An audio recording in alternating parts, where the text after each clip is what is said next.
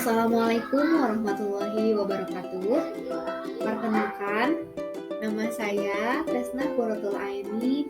Saya dari kelas 001 PPG Prajabatan dari LPTK IKIP Siliwangi.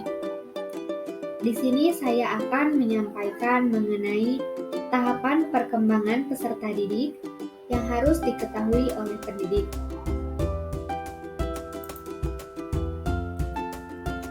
Usia peserta didik yang saya harapkan bisa mengajarnya suatu hari nanti yaitu usia 11 tahun pada kelas 5 SD. Setiap peserta didik mempunyai perkembangan yang berbeda-beda. Yang pertama, saya akan membahas mengenai perkembangan kognitif yang dikemukakan oleh Piaget. Yang saya observasi yaitu peserta didik kelas 5 dengan usia 11 tahun, termasuk dalam tahap operasional konkret.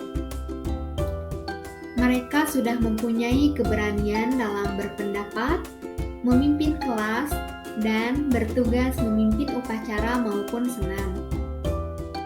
Dalam mengerjakan soal matematika, operasi pecahan yang konsepnya sering terbolak-balik antara pembagian, perkalian, dan pengurangan penjumlahan. Setiap pagi atau saat istirahat, mereka bermain permainan tradisional bersama teman-teman di halaman sekolah. Dalam pertemanan, mereka bisa membaur satu sama lain tanpa membeda-bedakan. Sedangkan untuk pengalaman saya, pada saat usia saya 11 tahun, saya sudah sering menjadi dirijen atau pengibar bendera pada saat upacara setiap hari Senin. Lalu saya sudah mampu memahami pembagian dan perkalian.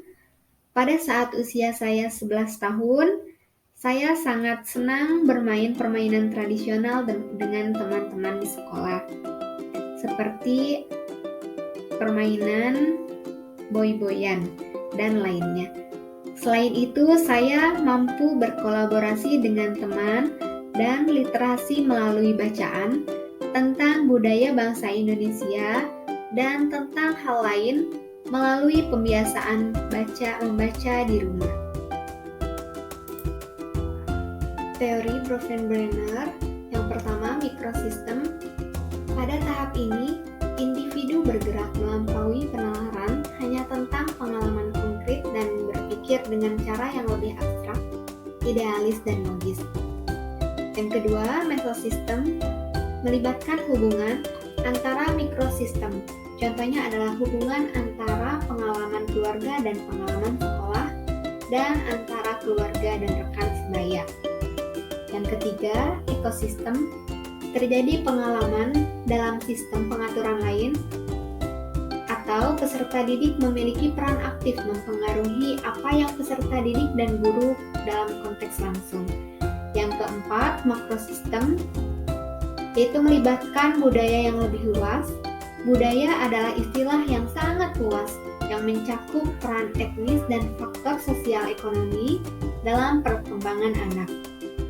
Yang terakhir, kronosistem, yaitu meliputi kondisi sosial historis perkembangan siswa.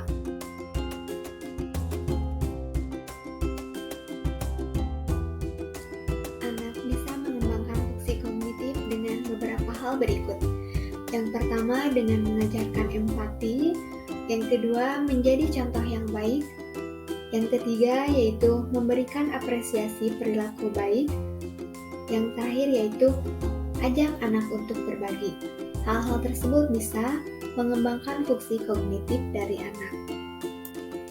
Selanjutnya, anak bisa mengembangkan fungsi sosio-emosionalnya dengan beberapa hal berikut, yaitu dengan diajak membaca buku, diajak bermain bersama, diajak membuat karya seni dan kerajinan, dan dengan mendengarkan musik bersama.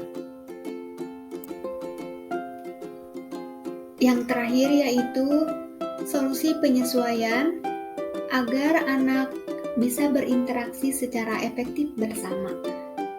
Bisa dengan guru memperkuat konsep dalam setiap materi pelajaran agar tidak terjadi miskonsepsi.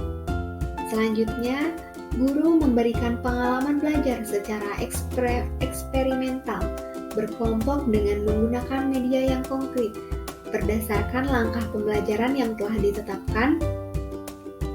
Yang ketiga, meningkatkan keaktifan diskusi kelompok yang dilakukan secara acak agar peserta didik dapat bersosialisasi. Terakhir, pada peserta didik yang mempunyai kemampuan akademik rendah dapat mengkomunikasikan dengan orang tua untuk bekerja sama memberikan bimbingan di rumah.